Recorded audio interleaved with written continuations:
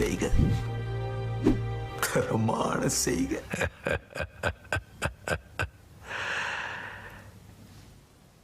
இந்த ஆட்டம் போதுமா குழந்தை?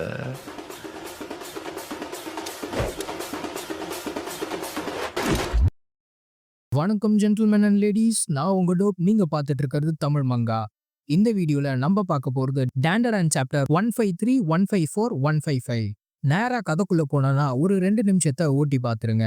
சரி வாங்க இந்த வீடியோல யாருக்கெல்லாம் ஷவுட் அவுட்ஸ்னு பார்ப்போம். டெடி, ராகுல், ஆண்டோ Rousey, anime U 2.0, Kutti Pasupathi, Thomas Surendran, blue ghost, Aditya, EFX by NK, Niyas, mister gaming, Sudhakar, Latha, Keerthivasan, Aravind, Siva, Alwin, Senthil Saravanan, Ashwin Rajan, Sathya, Hari Krishnan, ஜென்ஸ் 2, ஷர்மிளா ஜெகன், சந்துரு கேமிங், சந்தோஷ்குமார், முருகன், எஸ்கே, கடைசியா அனிமேஸ். உங்க எல்லாருக்கும் என்னோட ஷவுட் அவுட். அதே மாதிரி ஷவுட் அவுட் வேணும்னா மறக்காம ஷவுட் அவுட்டுக்கு பக்கத்துல #தமிழ் மங்கா ஆட் பண்ணிடுங்க. இந்த வீடியோக்குள்ள போறதுக்கு முன்னாடி போன சாப்டர்ல கடைசியா என்ன நடந்ததுன்னு கேட்டுருவோம் வாங்க. கோட்டையோட சுவர்ல ஜுமா பதிஞ்சு போயிருக்க. அவன் பக்கத்துல அந்த சின்ன பையன் அம்பர்லாவை வச்சுட்டு நிக்க. அங்க இருக்க கென்னுக்கு இன்னும் ஷாக் தர மாதிரி அவன் பக்கத்துல வந்து நிக்கிற ஆபீசர் பேகா, உஞ்சி நீ உஞ்சியான்னு கேட்டு, என்னது என்ன நடக்குதுங்க, இருக்கிற இடத்தெல்லாம் விட்டுட்டு நீ இங்க என்ன பண்ற, உன்னை நான் எவ்வளவு நாளா தேடிட்டு இருந்த தெரியுமா உஞ்சின்னு அவரு மாஸ்குள்ள இருக்க ஜுமாவை பார்த்து கதறாரு. அந்த அம்பர்லாவை வச்சுட்டு ரப்பர் பூட்ஸை போட்டுட்டு நிக்கிற சின்ன பையன், என் அண்ணனை புள்ளி பண்ணாதீங்கன்னு மறுபடியும் சொல்ல, எப்படி இன்னைக்கு குழம்பி போற மாதிரி ஒரு ஏரி கரையில ஒரு சின்ன பையன் அவன் அண்ணனோட கையை பிடிச்சிட்டு நிக்கிற மெமரிக்குள்ள போறான். இதுக்கப்புறம் என்ன நடக்க போகுதுன்னு பார்க்கலாம் வாங்க. சின்ன ஜுமா எதையோ எக்ஸ்பிரஷனே இல்லாம பார்த்துட்டு இருக்கான். இறந்து போன அப்பாவை புடிச்சுக்கிட்டு அம்மா அழுதுட்டு இருக்க. சின்ன ஜுமாவும் அவனோட தம்பியும் அதை பார்த்துட்டு இருக்காங்க. அம்பர்லாவை பிடிச்சுக்கிட்டு ரொம்ப சந்தோஷமா இருக்க ஜுமாவோட தம்பிக்காக ஜுமா அடைச்சிட்டு இருக்க. அந்த மீட்டிங் ரூம்ல அவங்க அம்மா முன்னாடி ஒரு பேப்பரை பார்த்துட்டு அமைதியா இருக்காங்க. அமைதியா இருந்தவங்க, நீங்க தான் அவரை நிறைய வேலை வாங்கி கொண்டுட்டீங்கன்னு கொந்தளிக்க, அந்த கம்பெனியோட ஹையர் அப்ஸோ, அவன் உடம்ப பாத்துக்காம இருந்ததுக்கு நாங்க என்ன பண்ணுவோம், அவன் தான் ஓவர் டைம் வேணும்னு கேட்டு வாங்கி வேலை செஞ்சான். ஆமா, அவன் யூஸ் பண்ணிட்டு இருந்த அந்த கம்பெனி வண்டியை ஒழுங்கா சர்வீஸ் பண்ணி வச்சிருக்கானான்னு ஒரு மனுஷன் இறந்து போயிருக்கான்னு மனசுல கொஞ்சம் கூட ஈரமே இல்லாம பேசிட்டு இருக்கான். இங்க நடக்கிறதெல்லாம் அவ்வளவா புரியாது ஜுமா. சந்தோஷமா இருக்க அவனோட தம்பிக்காக இன்னும் அடைச்சிட்டு இருக்க. ஒரு மனுஷன் செத்து போயிட்டான், ஆனா அவன் மேல நீங்க எல்லா பழியும் தூக்கி போடுறீங்கன்னு அவங்க அம்மாவை கதற வைக்கிற மாதிரி அந்த கம்பெனி அவங்களுக்கு வர வேண்டிய செட்டில்மெண்ட்டை கேன்சல் பண்ணுது. அங்கிருந்து வீட்டுக்கு போனா, நான் அடுத்த மாசம் கண்டிப்பா கட்டிடுவேன்னு வீட்டு ஓனர் கால்ல ஜுமாவோட அம்மா விழுந்து கெஞ்சிட்டு இருக்க. லாயரை கூட்டிட்டு வந்த ஹவுஸ் ஓனரோ, நீ எப்ப பார்த்தாலும் இதையே தான் சொல்ற, நீ வீட்டை காலி பண்றதுதான் நம்ம 2 பேருக்கும் நல்லதுன்னு சொல்றான். ஆனா எனக்கு குழந்தைங்களாம் இருக்காங்க, கொஞ்சம் டைம் கொடுங்கன்னு அம்மா கெஞ்சினாலும் எனக்கும் இதுக்கும் சம்மந்தம் இல்லை, நீ தானே பெத்துக்கினேன்னு அந்த ஓனரும் மரியாதையே இல்லாம பேசிட்டு இருக்கான். வெளியில இதெல்லாம் நடக்க ரூம்குள்ள ஜுமாவும் அவன் தம்பியும் இருக்க. புக்க படிச்சுட்டு இருக்க தம்பி அவன் அண்ணனை கூப்பிட்டு அந்த புக்கை காட்டி, அண்ணா உன்னால அம்பர்லா வச்சு காத்துல பறக்க முடியுமான்னு கேக்குறான். அதுக்கு ஜுமாவோ எனக்கு தெரியலப்பான்னு சொல்றான். கொஞ்ச நாள் போக பயங்கரமா வெயில் கொளுத்தினாலும் ஜுமாவோட தம்பி ஃபூட்டா அவனோட அம்பர்லாவையும் ரப்பர் பூட்ஸையும் போட்டுட்டு ஸ்கூல்ல விட்டு வீட்டுக்கு போறான். அப்ப எவனோ ஒருத்தன் ஃபூட்டா பின்னாடி வந்து அவன் பேக்கை எட்டு விட ஃபூட்டா கீழே விழ, அதை பார்த்து தள்ளி விட்ட பையனும் அவனோட ஃப்ரெண்ட்ஸும் சிரிச்சுக்கிட்டே, டேய் ஃபூட்டா, நீ சரியான பைத்தியம்டா, எப்ப பார்த்தாலும் அந்த அம்பர்லாவையும் ரப்பர் பூட்ஸையும் வச்சுக்கிட்டு சுத்திட்டு இருக்க, இப்ப மழை பெய்யலன்னு உனக்கு தெரியாதான்னு அவனை புள்ளி பண்றாங்க. ஆனா மூஞ்சில காயப்பட்ட ஃபூட்டாவோ கீழே விழுந்த அம்பர்லாவை பார்த்து அது கிட்ட போய் உடஞ்சிடுச்சா என்னன்னு பார்த்து ஒன்னும் ஆகலன்னு கண்டுபிடிச்சதும் சந்தோஷமா அதை தூக்கி காட்டுறான். அப்போ ஃபூட்டாவை தள்ளி விட்டவனும் அதை இங்க கொஞ்சம் கூடுன்னு சொல்லி புடுங்க வர, திடீர்னு யாரோ அவன் வாயிலே கிக் பண்றாங்க. அது யாருன்னு பார்த்தா நம்ம ஜுமா அவனோட தம்பியை காப்பாத்த அங்க வந்திருக்கான். அவன் எல்லா பசங்களையும் அடிச்சு துரத்த ஜுமா அண்ணனை கூப்பிட்டு, உனக்கு என்னோட அம்பர்லாவை பார்த்தா பொறாமையா இருக்கான்னு சிரிச்சுக்கிட்டே கேக்குறான். அடுத்த நாள் நல்லா பயங்கரமா மழை பெய்ய, நேத்து வாங்கின அடிக்கலாம் பேண்டேஜ் போட்ட ஃபுட்டாவோ ரொம்ப சந்தோஷமா அவனோட அம்பர்லாவை புடிச்சுக்கிட்டு வீட்டுக்கு போக பாக்குறான். ஆனா காத்து ரொம்ப பயங்கரமா அடிக்க அவனோட அம்பர்லா மடங்கி ஒரு கட்டத்துல ஃபுட்டாவோட கையை விட்டு பறந்து போயிடுது. அம்பர்லாவை பறிகொடுத்த ஃபுட்டா அந்த மழையில நனைஞ்சுகிட்டே காத்துல போற அவனோட அம்பர்லா பின்னாடியே போறான். இன்னொரு பக்கம் ரொம்ப வேகமா ஜுமா, தம்பியை காணுமே, மழை வேற ரொம்ப பயங்கரமா பேஞ்சிட்டு இருக்கேன்னு பயத்துல ஃபுட்டாவை தேடி அந்த மழையில ஓடுறான். ஃபுட்டா ஸ்கூல் முடிச்சுட்டு வீட்டுக்கு வர வழியில இருக்க ஏரிக்கரைக்கு ஜுமா வந்தா, அங்க போலீஸ் வண்டி, ஆம்புலன்ஸ், ஃபயர் ட்ரக்னு எல்லாம் இருக்க. அவங்க ஏதோ ஒரு பாடிய ஏரியில இருந்து ரெக்கவர் பண்ணிருக்காங்க. அது ரப்பர் பூட்ஸ் போட்டு இருக்க ஒரு சின்ன பையனா இருக்க. ஜுமா அதை தூரத்துல இருந்து பாக்குறான். அப்பாவை இழந்த கொஞ்ச நாள்லயே தம்பியை இழக்க ஜுமாவும் அவனோட அம்மாவும் மனசு உடைஞ்சு போறாங்க. ஃபுட்டா போட்டுட்டு இருந்த ரப்பர் பூட்டை ஜுமா தொட்டு பார்த்துட்டு இருக்க. அம்பர்லா வச்சுட்டு சிரிச்சுட்டே இருந்த ஃபுட்டா அவனுக்கு ஞாபகம் வர ரொம்ப சந்தோஷமா வெயில் அடிச்சாலும் அம்பர்லாவை பிடிச்சிக்கிட்டு ரப்பர் பூட்ஸை போட்டுட்டு நடந்து போற ஃபுட்டா அவனுக்கு மைண்ட்ல வரான். ஜுமாவோட கைய பிடிச்சி அவனோட அம்மா அவனை எங்கேயோ இழுத்துட்டு போறாங்க. ஜுமாவுக்கும் ஒண்ணும் புரியல. ஜுமாவோட அம்மா அவனை ஒரு அம்யூஸ்மெண்ட் பார்க்குக்கு கூட்டிட்டு போய் எல்லா ரைட்ஸுக்கும் அவனை அனுப்பி அவங்களும் கூட போய் 2 பேரும் நல்லா என்ஜாய் பண்றாங்க. பெரிய ஐஸ்கிரீம் கப்பா வாங்கி கொடுத்து ஜுமா அதை ஆசையா சாப்பிடுறத அவனோட அம்மாவோ சந்தோஷமா ரசிக்கிறாங்க. ஜுமாவோ ரொம்ப நாள் கழிச்சு நிம்மதியா ஃபீல் பண்றான். அன்னைக்கு ஈவினிங் அங்க ஃபயர் ஒர்க்ஸ்லாம் நடக்க ஜுமாவும் அவனோட அம்மாவும் அதை பார்க்க ஜுமா ரொம்ப ஹாப்பியா அந்த ஃபயர் ஒர்க்ஸை பாக்குறான். எல்லாம் முடிச்சுட்டு வீட்டுக்கு போக ரயில்வே ஸ்டேஷனுக்கு அவங்க வர ட்ரெயின் வர்றதை பார்த்ததும் ஜுமாவோட அம்மா அவனை பிடிச்சி இழுத்துக்கிட்டே ட்ரெயினை நோக்கி ஓடுறாங்க. ஜுமாவோட அம்மா மொத்தமா உடைஞ்சு போய் வாழ்க்கையை வெறுத்திருக்க ஜுமாவோ வேணாமான்னு அவனால முடிஞ்ச அளவுக்கு அவங்கள பிடிச்சி இழுக்கிறான். ஆனா அவங்களோ ஜுமாவோட கையை விட்டுட்டு ட்ரெயின் முன்னாடி பாஞ்சிடுறாங்க. யாரும் இல்லாத சின்ன ஜுமாவை ஃபாஸ்டர் ஹோம்க்கு கூட்டிட்டு வர அங்க ஒரு 3 பசங்க ரொம்ப நல்லவங்க மாதிரி வந்து கை கொடுத்தாலும் ஜுமாவை வெளியில கூட்டிட்டு போய் அவன் மூஞ்சிலே குத்தி, நீ என்ன பாக்குற விதம் எனக்கு பிடிக்கல, உன் மூஞ்ச பார்த்தாலே காண்டாகுதுன்னு ஜுமாவை போட்டு அடிச்சு, எனக்கு பதிலா நீதான் அந்த டாய்லெட் டியூட்டியை பார்க்க போற, அந்த புல்லு புடுங்குறதும் தான்னு சொல்றாங்க. வாயில இருந்து ரத்தம் ஊத்த கண் கலங்கிக்கிட்டே வலியோட ஜுமா அவங்கள முறைச்சு பார்க்க, என்ன முறைக்கிற, உன் மூஞ்சி தான் பிரச்சனையே, ஒழுங்கா நடந்துக்கோ, உனக்கு சோஷியல் அவேர்னஸே இல்ல, உனக்கு இது தேவைதான்னு சொல்ல எழுந்து நின்னு ஜும்மாவோ கண்ணை தொடச்சிட்டு, ஏன் ஏன் இந்த உலகம் என்ன இப்படி நடத்துதுன்னு பக்கத்துல இருக்க செங்கலை பார்த்து இந்த கேடு கெட்ட உலகம்னு அந்த செங்கல் எடுத்து அவனை அடிச்சவங்கள அடிக்கிறான். கட் பண்ணா வளர்ந்து ஜும்மா ஒருத்தன் வாய பொளக்க, இந்த உலகத்தை நான் அழிக்க போறேன்டான்ற மோட்டோவோட ஜும்மா இருக்க பிரிட்ஜுக்கு அடியில ஒரு கேங் வாரே நடக்குது. எனிமி கேங்க ஜுமாவும் அவனோட கேங்கும் டிஃபிட் பண்ணிருக்க அவங்கள முட்டி போட வச்சு, இனிமே நீங்கெல்லாம் எனக்கு கீழே என்னை எதிர்க்க நினைச்சா உங்களுக்கு சாவுதான்னு ஜுமா அவங்கள மிரட்டுறான். அப்ப அவனோட கேங் மெம்பர் ஒருத்த, ஜுமா இங்க நம்ம வேலை முடிஞ்சதுன்னு சொல்ல ஜுமாவோ இல்ல பத்தாது, நமக்கு இன்னும் நிறைய பேர் வேணும்னு சொல்லி நம்ம ஒரு போரை ஆரம்பிக்க போறோம்னு சொல்றான். அந்த போரை ஆரம்பிக்க டியூட்டில இருக்க போலீஸ ஜுமாவோட கேங் சுத்து போடுது. காருக்குள்ள இருக்க போலீஸோ நீங்கெல்லாம் வெறும் குப்பை தாண்டான்னு சொல்ல, இன்னொரு போலீஸோ இது ஸ்குவாட் 121 எங்களுக்கு பேக்கப் வேணும்னு ரேடியோ பண்றான். அவங்கள திட்டின போலீஸோ பொறுக்கி பசங்களா எங்களை குறைச்சி எடை போடாதீங்கன்னு சண்டை போட வெளியில வர, இன்னொரு போலீஸோ சார் இருங்க பேக்கப் போற வரைக்கும் வெயிட் பண்ணுங்கன்னு பயத்துல காருக்குள்ளேயே இருக்கான். வெளியில வந்த போலீஸ் ஆபீசரை ஜுமாவோ பறந்து வந்து கிக் பண்ண அதுல அந்த ஆபீசர் கீழே விழ தொப்பி தனியா விழுது.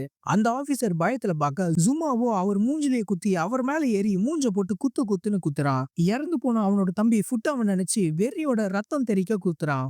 அதுல அந்த ஆபீசரோட மூஞ்சை குழம்பி போக வெறியோட இருக்க ஜும்மா அடுத்த பஞ்ச் கொடுக்கறதுக்குள்ள இன்னொரு போலீஸ் ஆபீசர் வந்து அவனை பிடிச்சி கீழே தள்ளி லாக் பண்ணி வெறியில கத்துற ஜுமாவை ஹேண்ட் கஃப் பண்றாரு.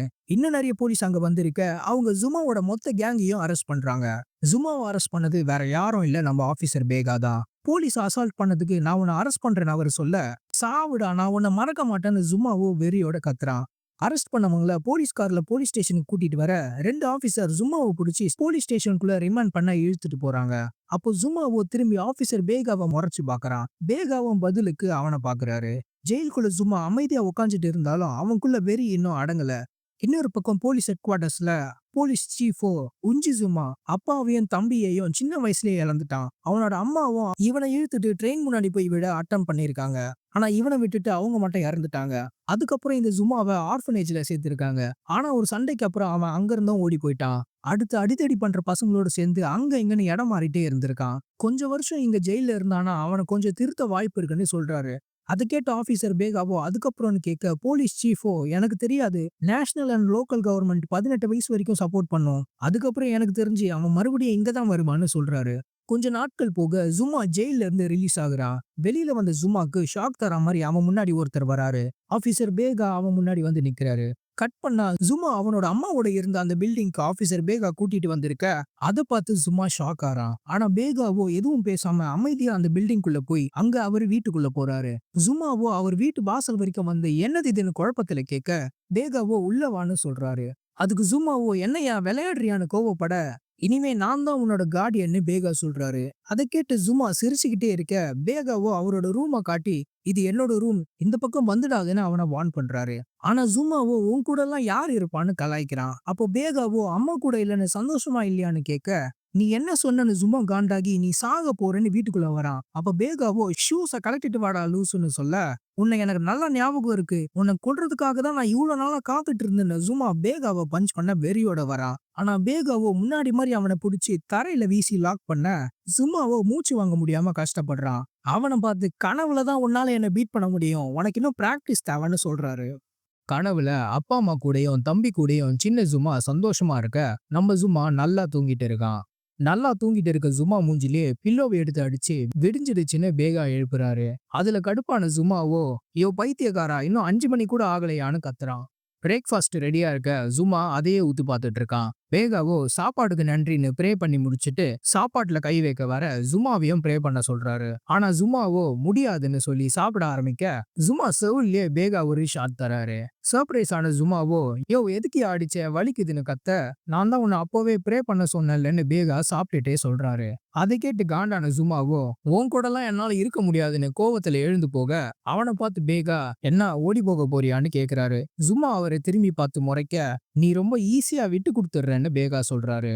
உடனே வெறியான ஜுமா திரும்பி சாப்பிட உட்காந்து குனிஞ்சி சாப்பாடையே பார்த்துட்டு இருக்க பேகாவோ அவனையே பார்த்துட்டு சாப்பிட்டுட்டு இருக்க திடீர்னு சாப்பாடு வச்சு சாப்பிடுற டேபிள ஜுமா எட்டு விட்டு பேகாவோட மூஞ்சிலேயே லாக் பண்றான். இங்க பாரு, எவ்வளவு சாப்பாட்டை வேஸ்ட் பண்ணிருக்கன்னு கீழே விழுந்த சாப்பாடை பார்த்து பேகா கோவப்பட, நீ சொல்றதெல்லாம் நான் கேட்பேன்னு நினைக்கிறியான்னு ஜுமாவோ கூட கத்துறான். அப்புறம் பேகா பிரஷ் பண்ணிட்டு இருக்கும்போது அம்பர்லாவை வச்சு ஜுமா அவர் அடிக்க வர, ஆனா பேகாவோ அவன் மூஞ்சிலே கிக் பண்ணி அதை கவுண்டர் பண்றாரு. அடுத்த அட்டம்ப்டா ஜுமா டோராண்ட நின்னுட்டு பேகாவை அட்டாக் பண்ண ரெடியா இருக்க பேகாவோ உஷாரா டோரை வச்சு ஜுமாவை செவுத்தோட லாக் பண்ணிட்டு போறாரு. அதே மாதிரி அவர் வெளியில போறப்போ அட்டாக் பண்ண படிக்கேட்ல பல்லி மாதிரி ஓட்டிக்கிட்டு பாஞ்சு அட்டாக் பண்ண வந்தா அதையும் பேகா அசால்ட்டா கவுண்டர் பண்ணிட்டு போறாரு.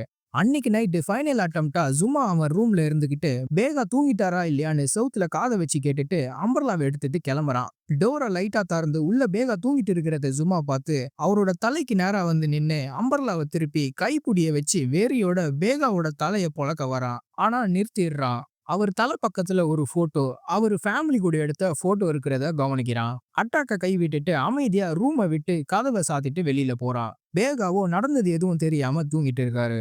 அடுத்த நாள் காலையில பிரேக்ஃபாஸ்ட் சாப்பிட பேகா ப்ரே பண்ணிட்டு இருக்க ஜுமாவோ சாப்பிடுறதுக்காக வந்து உட்கார்றான். பேகா பிரேயரை முடிச்சுட்டு சாப்பிட ஆரம்பிக்க சாப்பிடாம அமைதியா இருக்கு ஜுமா. உனக்கு தான் ஃபேமிலி இருக்குல்ல, அப்புறம் எதுக்கு என்ன கூட்டிட்டு வந்திருக்கன்னு பேகாவை பார்த்து கேக்குறான். அத சூப் குடிச்சிட்டு இருக்க பேகா கேட்டு ஷாக் ஆனாலும் அமைதியா சூப்பை குடிச்சிட்டு, அவங்க செத்து போயிட்டாங்க.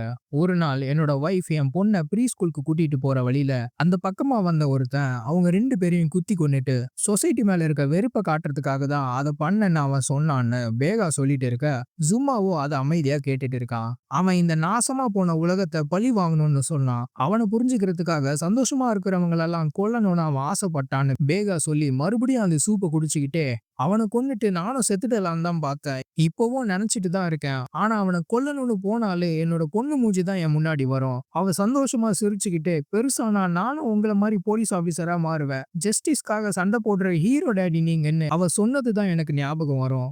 அவங்கள கொன்னவன் சொன்ன மாதிரி தான் இந்த உலகம் நாசமா போச்சு. அதை நம்ம ஏத்துக்கலன்னா அவ்வளவுதான், இந்த உலகம் இன்னும் மோசமா தான் மாறும். கடைசியில மனுஷங்களால வாழ முடியாத ஒரு நரகமா மாறிடும்னு அவர் சொல்லி, எப்படி இந்த உலகத்தை வெறுத்த ஜுமா அவன் கோவத்தை மத்தவங்க மேல காட்டினானோ அதே நிலைமைக்கு பேகா தள்ளப்பட்ட போது, இந்த நாசமா போன உலகம் என்ன தோக்கடிக்க நான் விரும்பலன்னு அவர் எடுத்த இன்னொரு பாதையை சொல்லி, அதனாலதான் நான் உன்னை தத்தெடுத்துக்கிட்டேன். சில நேரம் சில விஷயங்க கஷ்டமா தான் இருக்கும். அதுக்குன்னு கருணையையும் இரக்கத்தையும் நாம மறந்துடக்கூடாது. நம்ம தான் பார்த்து நடந்துக்கணும். நான் இனிமே உன்னை ப்ரொடெக்ட் பண்றேன்னு பேகா ஜுமாவை பார்த்து ரொம்ப சீரியஸா சொல்றாரு.